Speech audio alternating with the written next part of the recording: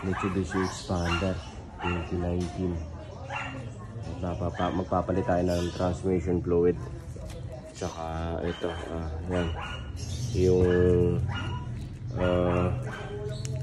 transmission filter nya rin. Ito pala yung MA1 na transmission fluid ATF.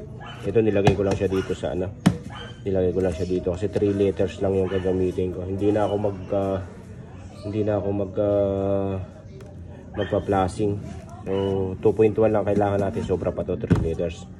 Yan, ito yung gagamitin natin para do sa pillar ng transmission. Tapos ito yung para do sa yung alley rings para do sa pangsukat. May ipapakita ko sa inyo. Tapos itong screw papakita ko sa inyo mamaya.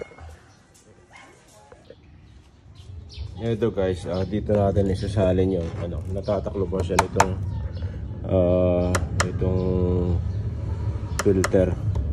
So kailangan natin tanggalin itong housing nito, itong filter. So bago natin so pag natanggal pagtanggal itong housing ng filter, yan may lang siya ito. 10 mm lang siya. Tapos ito may isa lang siya dito. Saka ito.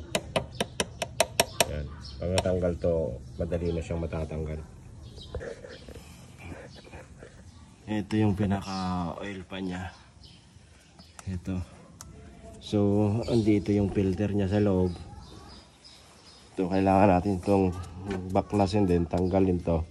Pero bago natin to baklasin, kailangan i-drain muna natin. Ito yung drain plug. Ito. So ano to, 14. Meron ba tayong 14? Ito. Ayan. Ito. So pero kailangan yung socket para hindi masira itong thread, kasi pag itong open yung ganito ginamit natin, hindi siya masyadong pumapasok. Mahirap. Although pumapasok naman siya, kaso lang mas maganda pa rin yung yung socket. Tapos ito naman, kailangan natin ng alley rings. Yan, ito. Ewan ko anong size nito. Basta bumili na kami nakakabili nito sa DIY ito. Dito kaya basta yung isang set na ganito. Itong alley rings. Ayan.